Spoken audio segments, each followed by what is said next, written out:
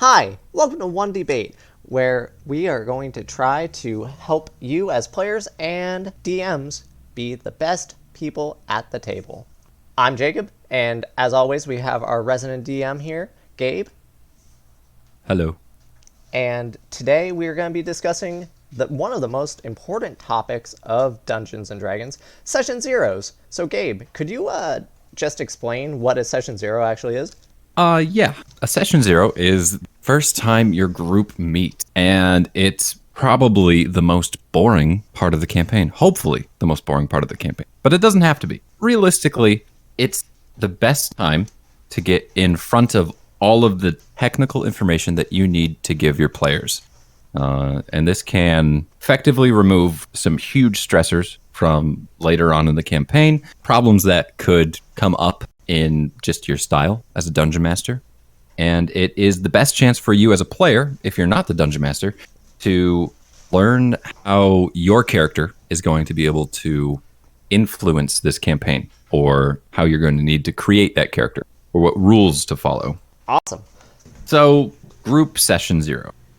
The first thing that you need to consider is how you are going to handle your session zero.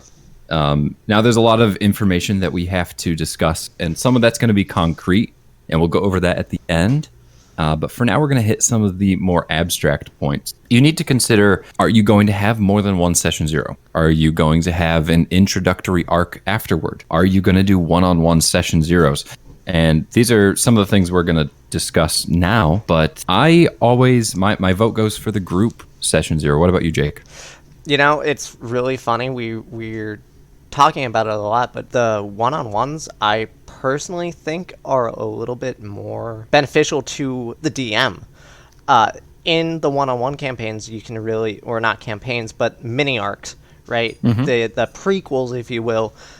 I hate the trope of your character walks into a tavern and there happens to be a halfling thief and a tiefling warlock and all these other random adventurers hanging out together. Nah, with session ones, and seriously, with session one, No. with one-on-ones, you can help create a unique environment for your players already. You already have this built-in association with your character. You already know how the character runs, and you have this buy-in from your players because of having maybe an NPC that another player created in your prequels. Yeah. I will start with saying something positive. You mentioned that you can curate the experience for the players, and I really do like that. I think that there are mostly positives from this, but there's also some things I dislike with the one-on-one. One, usually I'm the DM, so that means I have to run, on average, an extra 6 sessions that week, or in 2 weeks. And in the meanwhile, all of the other players are waiting.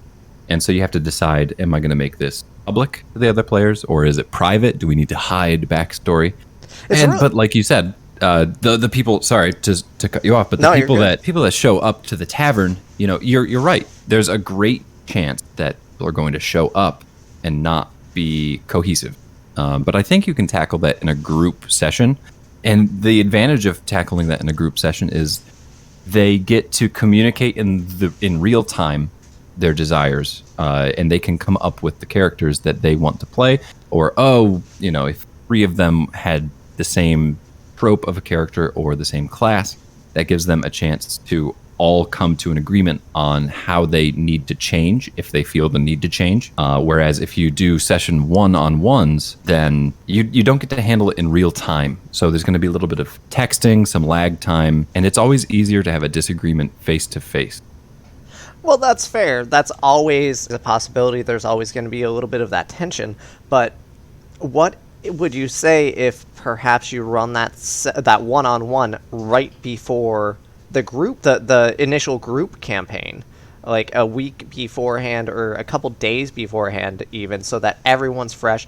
The things that happen before the campaign even starts all are set at the same time, so a week beforehand, and they're all in the final moments of their mini arcs. are told that they're going to end up meeting in this tavern. Like, don't you think that that might be a little bit beneficial in a way? I think it is massively beneficial. But I think having these one-on-ones, it's almost something that needs to be done after a true group session zero, because automatically, and I've had to run multiple session zeros for large groups where all of my players couldn't meet at the same time because I was running 2 games a week. And you find yourself going over this huge laundry list of the concrete information and details that we discussed before.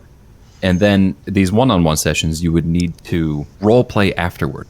And you'd find yourself going over all the rules with each individual character. There's always the chance that, you'll do it differently, or interpretations will be made falsely by each character. And then you have to run an actual role play session. So I really do like the idea of the one-on-ones, but I think that they almost feel like they're already starting the game. Like, I would call those introductory sessions, whereas I would do the group session zero beforehand. That actually makes a lot of sense. I mean, you're right. It sounds like it's a lot of work that would be on the DM, really, and without having any of the rules in place, having what kind of formatting you're going to be running in place, it would be a little bit hectic for a DM, especially as one like you who runs West March campaigns. So I can't even imagine trying to do 20 one-on-one sessions, Yeah, that would. But I really like. I think that the one-on-ones, you really are onto something. I do really like the idea, because you're right. It takes away that tropey moment where a whole bunch of people who don't have any reason to be together and they're struggling to find that reason. I have every campaign that I've been in. If you don't have a reason to work with the people that you find in the tavern, why are you putting your lives in their hands? And you're right. And the one-on-ones is a phenomenal way to handle that.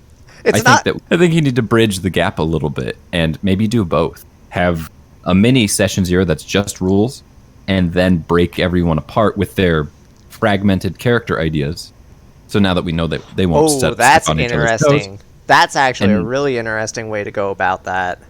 Yeah, and now we run, maybe you pair them off into groups of 2 so they can connect with each other or tie their backstories. And you give them a couple more weeks to synergize through text. I hadn't even considered something like that. That actually, like, with you saying that, it really excited me. I perked up a little bit over here. I was like, oh, whoa, hold on a second. Because I was actually just about to say, with the one-on-one session zeros, you as the DM are able to ask these kind of these questions, these clarifying character questions that a lot of players don't really think about. We've talked privately about how players don't really think about their backstories, right? And this is going to be something that we really get into in other episodes. But with the one-on-ones, you as the DM are able to kind of already start having them think about these things. You can ask them, what is a motivating factor for you to be out adventuring right now in this scenario that you presented? Why did your love interest leave you? What kind of profession are you in? The oldest. Yeah, it's just so many That's why things. my love left me. But absolutely. It's just one of those things that it's so novel to me right now that maybe that's a pitfall that I'm falling into, that it's just such a novel idea that I'd love to see it utilized more. Yeah. Well, let me kind of segue you, because I have further ideas of how this could be used. It doesn't have to be a one-on-one roleplay session. Now, you have mentioned to me several times that you've played in different formats of different, not quite D&D tabletop, but you've played the... Powered by the Apocalypse system mostly, so things like Dungeon World, Apocalypse World, Monster Hearts, Urban Shadows. Yeah, so... Fiasco. The list goes on and on. All right. Stop flexing on me. I think there's... The play-by-post is what you mentioned. Yeah. Like, there's no reason that we have to limit ourselves strictly to just in-present role-playing sessions, why not handle one-on-ones in play-by-post where you can prompt your players to explore their backstories via play-by-post? Would that be possible? Now, you know those systems much better than me, so... I mean, absolutely. You can run a full campaign as a play-by-post. It's just how much time are you willing to dedicate to it. The thing that play-by-post does very well, it's you're trading the immediate gratification of sitting down and playing for 3 hours at a time for you can just post whenever on Discord, or I think you can do play-by-post on Roll20.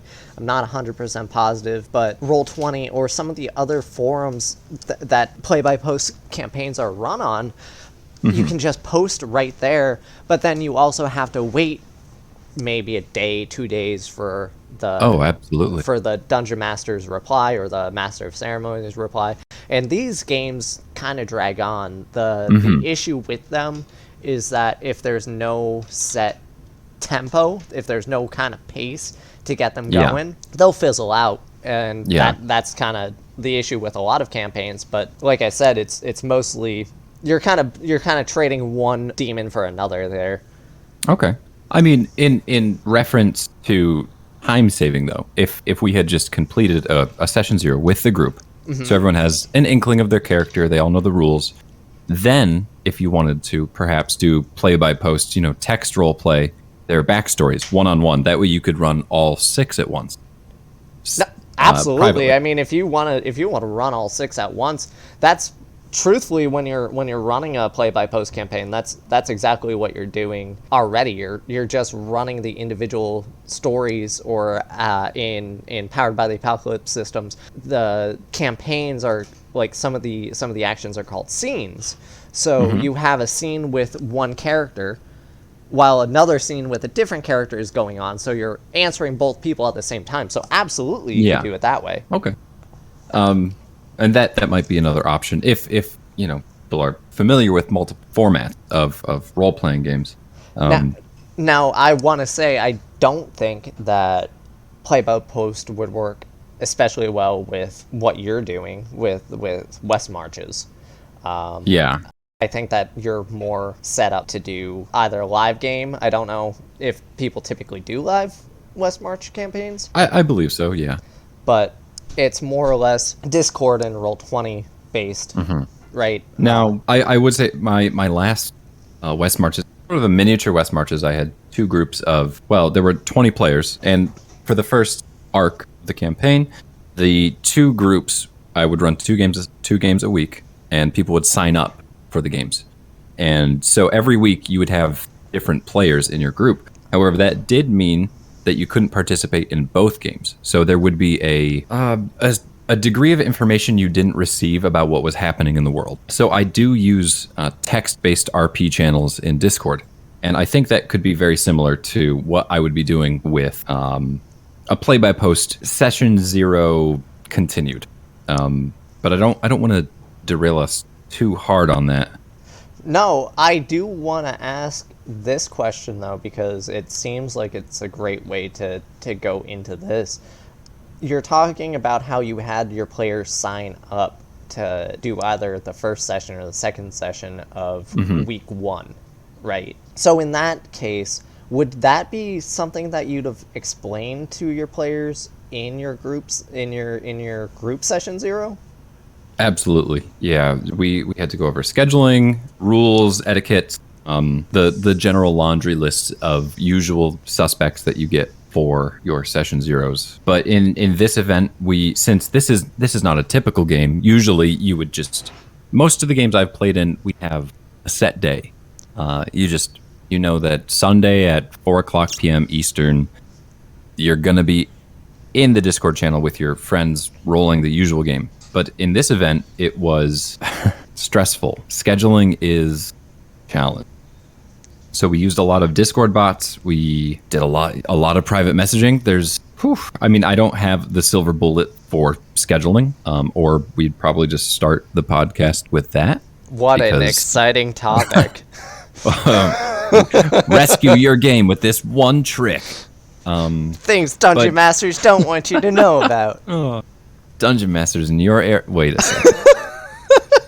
But yeah, it's something that we went over. One of the many little concrete details. Now, I haven't been fortunate enough to have actually been in any proper group session 0 You since poor child. since 3.5. Okay. Yeah, since my first attempt in playing Dungeons and Dragons. So things might be a little bit different nowadays. What things as players should you expect in a group session where you don't really have a character already created? Okay. I like this question because I just recently started in a game. Some of the things that I want when I sit down as a player in a game, the things I want to know are as much information as the DM is willing to tell me about the world. I find it incredibly difficult to make a character when the DM is covetous of their information. They want to keep secrets. That just makes it really, really hard to decide what kind of a character you want to be. Maybe it's just not knowing the type of world you're in is a big problem. So I definitely want an overview of the world as my number one information source. Maybe it's just me, but I'm not so terribly upset if the DM doesn't want to give me too much information. Like, yes, I need the pertinent information, right? Like, if we're going into Curse of Strahd, I'd like to know, hey, just so you're aware, things might be a little bit dark, you know? Like, I don't want you to give me information that's going to ruin the surprise of Curse of Strahd, but also I would like to know that I'm not going to be tied into the normal world of Dungeons and Dragons. You know? Yeah. Personally, what I look for in my group session 0s or in any kind of campaign, it's a dungeon master who's willing to work with me with my backstory, with my character, to give me a little bit of buy-in. That's my main thing that I'm looking for. Yeah. And that makes a lot of sense. And you already touched on theme. I think theme is another one of those abstract details that the Dungeon Master needs to discuss.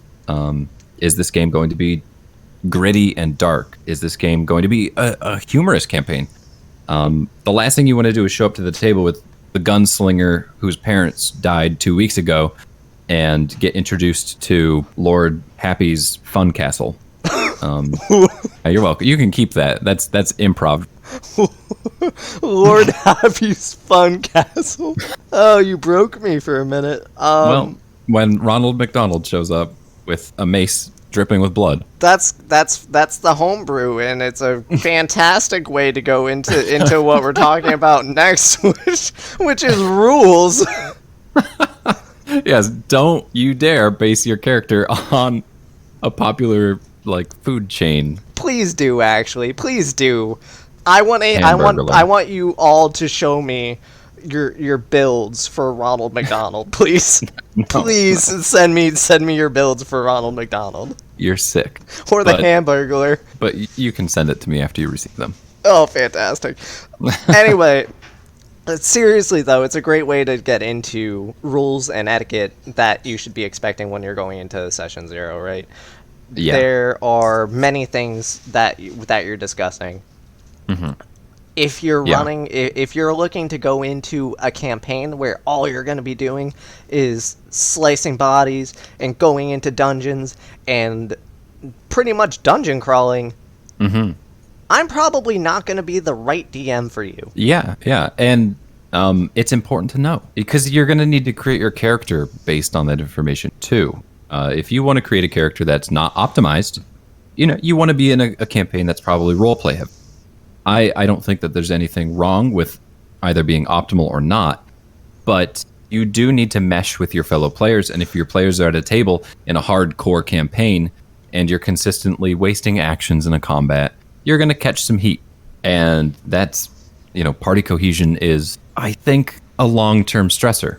You're going to be spending potentially upwards toward 100 hours developing this character. You're going to spend a monstrous amount of time on this game, assuming that it's a few months long. And if you are running one of those hardcore campaigns, you don't want to lose your character to something that could easily have been avoided if you were meshing better with your companions.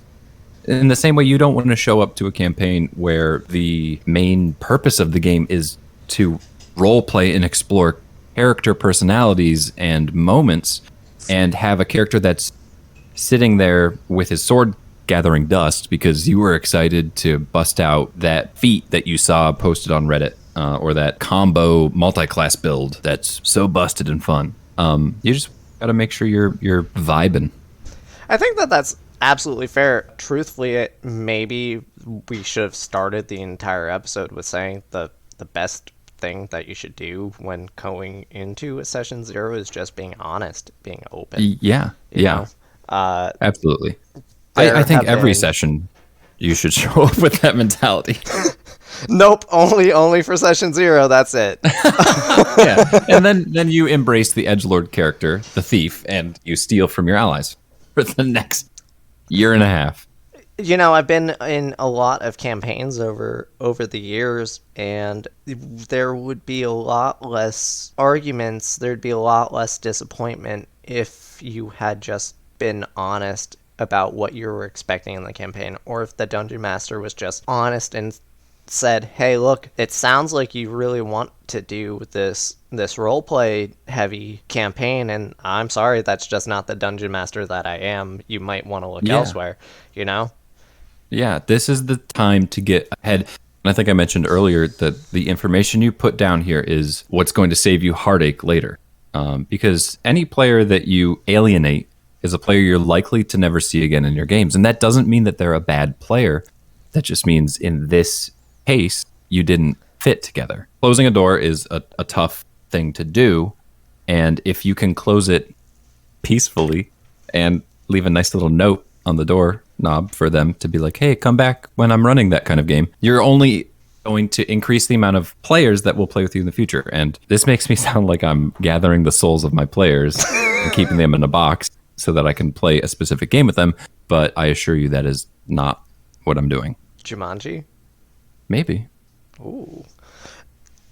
I would like to touch a little bit more on the idea of rules that that you'd be going over in Dungeons and Dragons for the session 0. Now, as somebody who runs different systems, I have become more familiarized with 2 popular versions of rule sets or topics that might want to be avoided. One being lines and veils, where where a line would be something that doesn't get discussed at all in the campaign, and then a veil would be something that just fades to black. So if your character, for whatever reason, goes into, I'm gonna go back to that stupid tavern, but if you end up in a brothel and whoa, do not besmirch tavern. If you end up in a tavern and no, you do happen whatever, and you happen to find the lady of the night, ladies of the night, yes. You're fading to black. We're fading to black here. We don't need to roleplay that, right? Unless you're like going for a Austin Powers kind of combat style where you go into initiative as soon as you get into the bedroom. Yeah. No, the door opens and you make a Constitution save and your gold is reduced. Voila, the morning is there. Wow, you just very much have a formula set in place there. It sounds like. Do you have anything that you typically do for your campaigns? I've been hurt before, Jacob. I am more than prepared to handle brothels, and it's typically a veil. But yeah, I really like veil. I like to, we go, the curtains drop. A certain amount of time passes. There's light narration of what's happening, and then the next serviceable scene occurs. I think veils are the perfect way to handle some of the more inappropriate things. Something I do in my game, there's just, it's awkward. I always hate going over it, but things like sexual violence, just anything just sort of inherently distasteful, I just straight up say it will not be in the game. You as the dungeon master are always in control of the content. If player wants to explore something like that, well, I'm sure there are games for it. But this is the time where you make sure that everyone's not looking at each other like, what is happening? What is this? What's going on? And that would be where your lines come in. That is, a line that nobody crosses. And it's a really good way to just state what those abstract things are as lines and veils. And then you had mentioned that there is another feature that you like from the X card. Yeah, that's right. It's called X card. Now, the X card, if I remember it correctly, it's something that I haven't had a lot of familiarity with.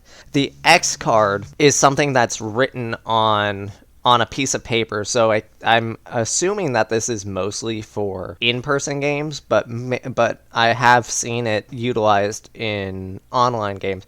But it's something that's written down, and it's essentially just a line. Like, no, we're not going to actually disclose this because this was written as an X card. So it's more of an anonymous sort of thing. Mm-hmm. Whereas a line and veil, everybody kind of knows who had what. Yeah, I sorry to interrupt. No, you're good. You're good.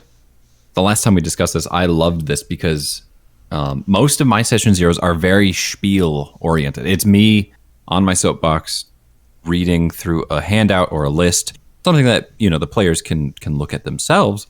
But it's never been an interactive process, and that's why I like the X card, and I think I might adopt that practice.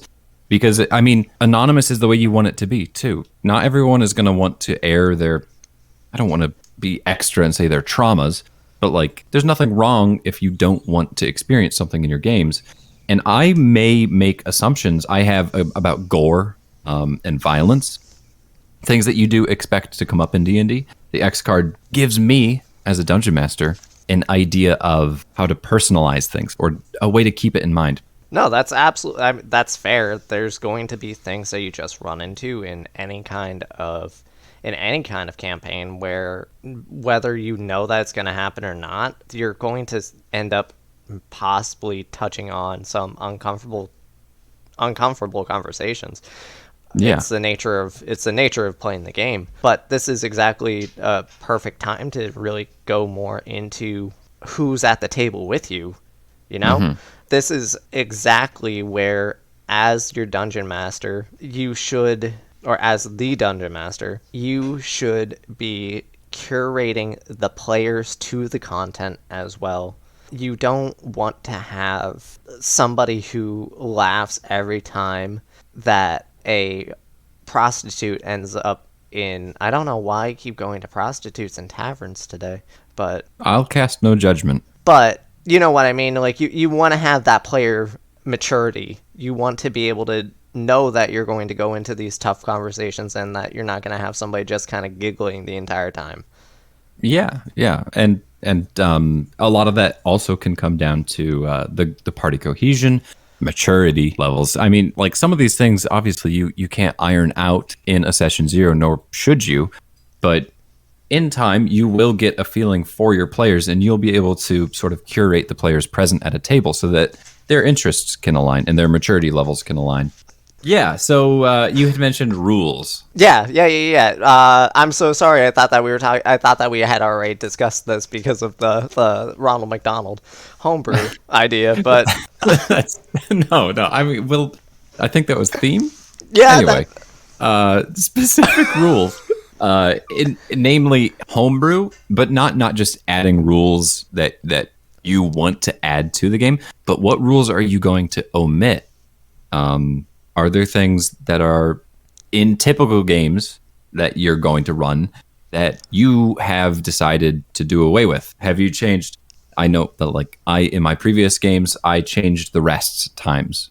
Long rests and short rests were doubled in their duration for needing to refresh your abilities. And I have played in games where DMs have changed the way that the grid works on the board.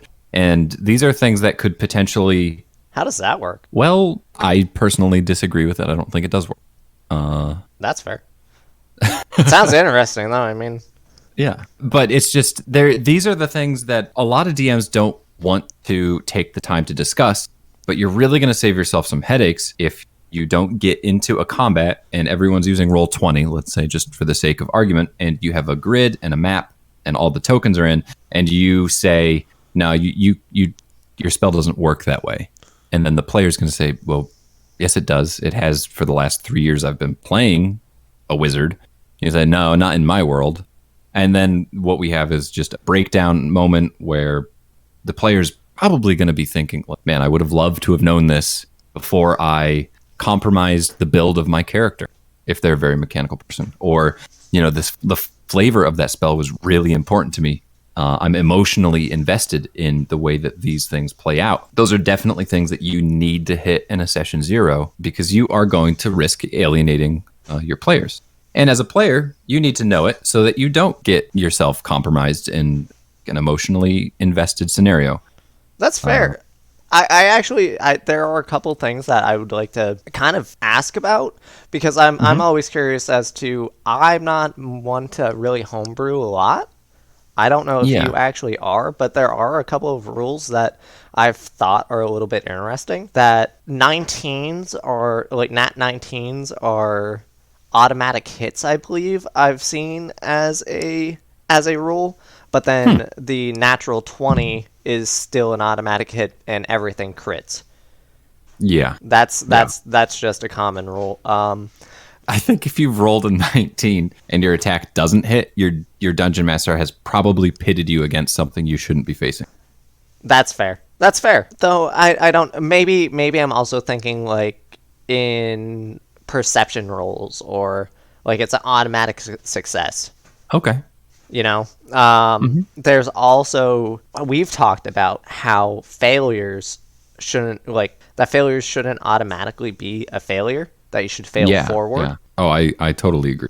And that's definitely a homebrew rule that me and you, I think, are definitely going to start implementing a lot more in our actual D&D campaigns. Absolutely. But again, I probably wouldn't tell my players that. I think that's something I tend to keep to myself. Like, I still want my players to feel failure, but I never want them to feel like it's backed them into a corner where they have no other options.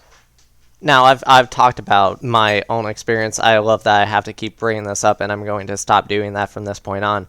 But prostitutes. Yep. In Urban Shadows, powered by the Apocalypse systems, the combat system is pretty wonderful, if I may. Not even combat, but just any action that you do in there is pretty wonderful. You roll 2d6s, and anything that is above a 9 is an automatic success. Anything that is a 7 to 9 is a success, but with some consequences. And then anything at 6 or below is a miss, or not necessarily a miss, but more consequences to your actions. And I think that that's something that could definitely be utilized in Dungeons and Dragons, and I think that it should be more utilized in Dungeons and Dragons. I agree with some caveats. Namely, I really love that we are discussing other tabletop role-playing game systems, because I think that it's important not to limit your... But I should also mention quickly just that the player's handbook is, what is it? It must be 80% combat rules. Just 5th edition in general, as a tabletop system, I think that it attracts those min-max players that want a lot of combats because the game is so rule-dense. So you have to be careful of simplifying something so much that you start to alienate the players. And again, this is the session 0. This is exactly where you would reveal that you're going to borrow from other systems. Because I really do like that idea. I think that successes with consequences is the perfect way for us to reference failing forward. Absolutely. I mean, you want to advance your plot. That's... Yes. And in terms of session 0s, you want to be able to have a cohesive plot with your characters already invested in the story.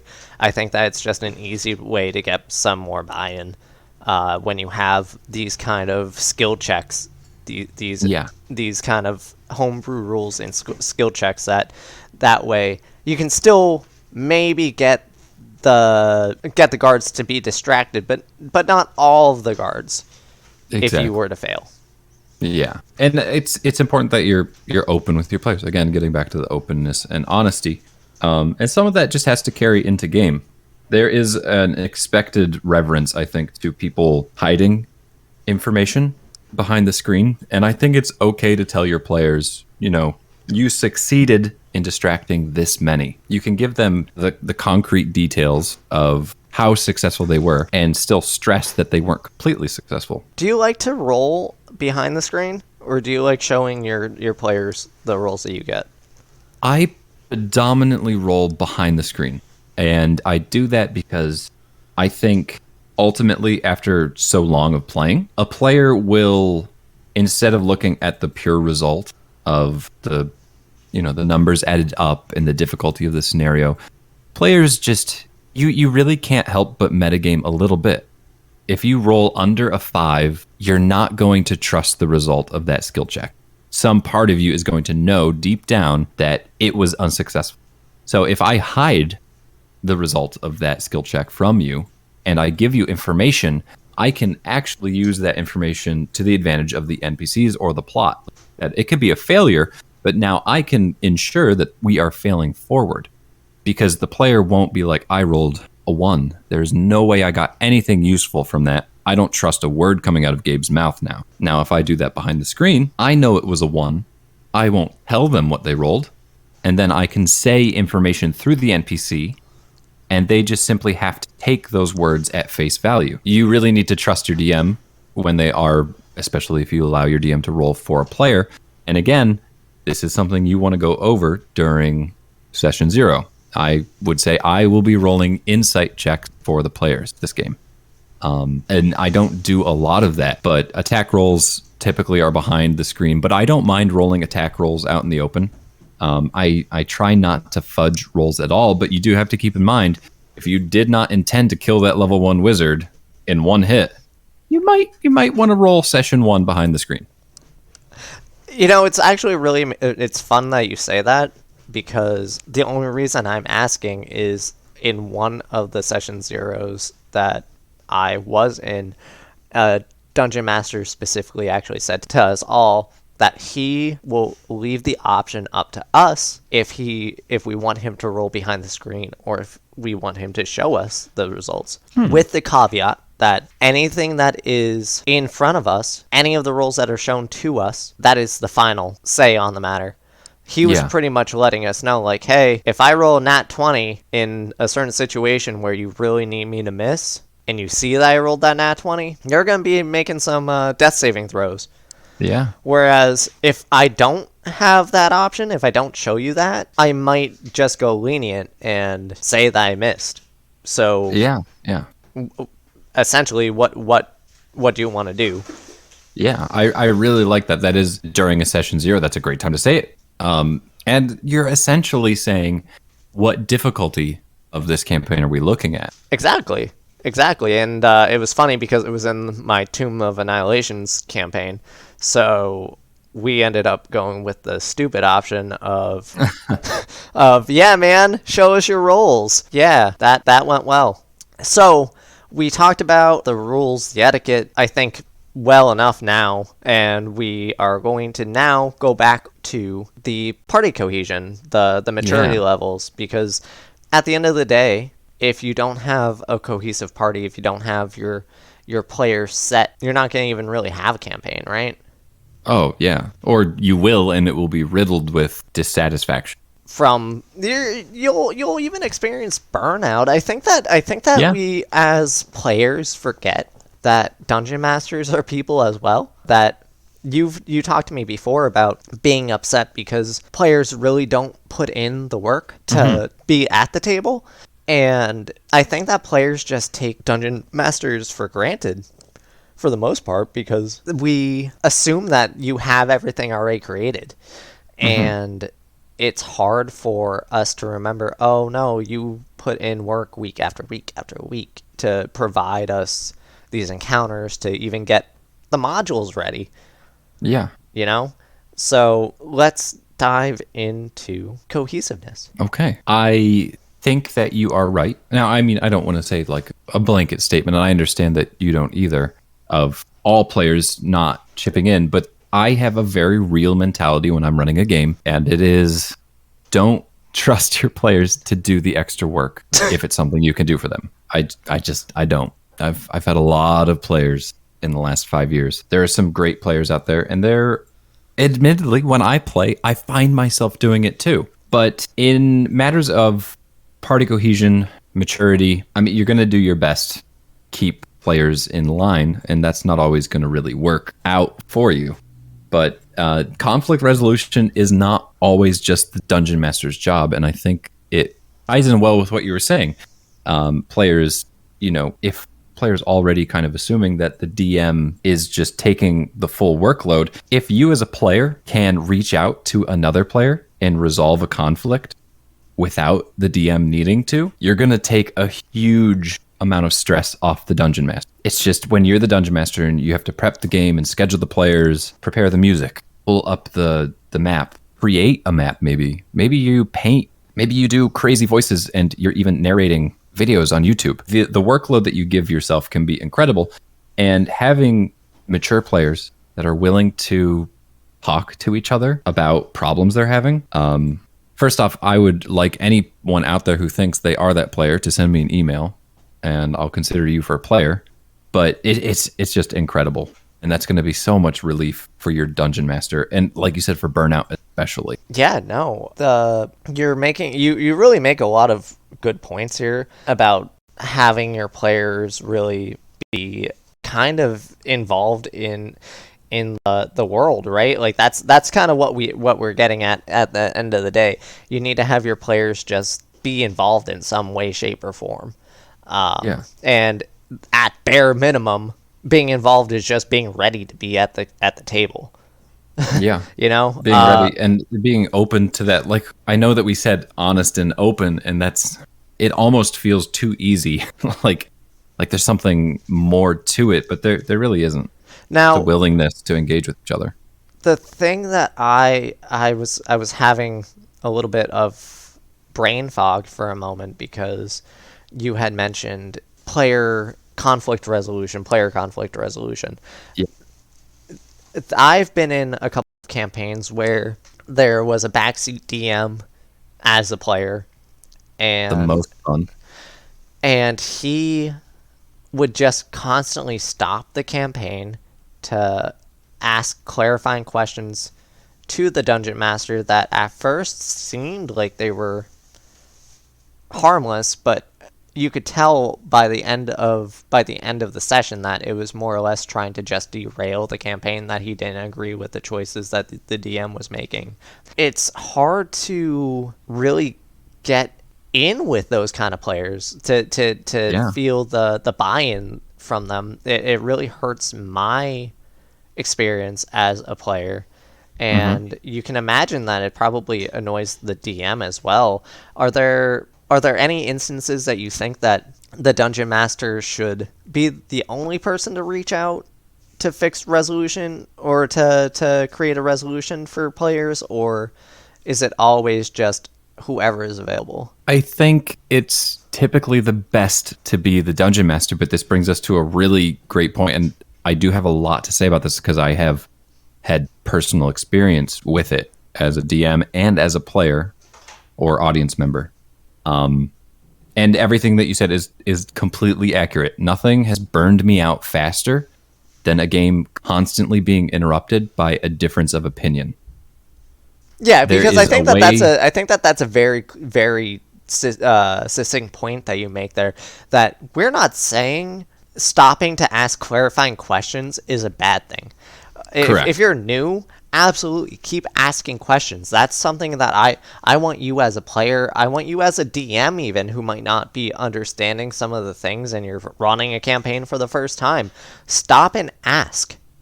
That's fine, but not to get off on a tangent here, that's completely different than having a difference of opinion and just trying to flaunt yourself, or flex rather. So and that is absolutely what it comes down to feeling like, at the very least, as a DM. Because if it's a little rules mishap, is a couple d6 of damage changed on a fall going to wipe the party? Or is this something that you can talk to your DM about after the game, resolve peacefully, and change in the future? Quite possibly it could. Kill your party? Yes. That was just the first example, Jacob. Quit backseat DMing me. No, I'm just messing with you. I know. But disciplinary actions. These are the things that you want to go over in that session 0. You want to say, the DM probably has to spearhead this. You would take your complaint to the DM. If it's bothering you as a player, I guarantee it's bothering the DM. The DM is going to then have to reach out to the player. And if you have a structure in place for discipline, you're going to fare much better with this. If you said in the session 0 and it's on the document that sits pinned in Discord, you can say to the player privately, all right, this is the warning. I'm sick and tired of this. I need you to respect me and my choices. I am willing to make adjustments and changes.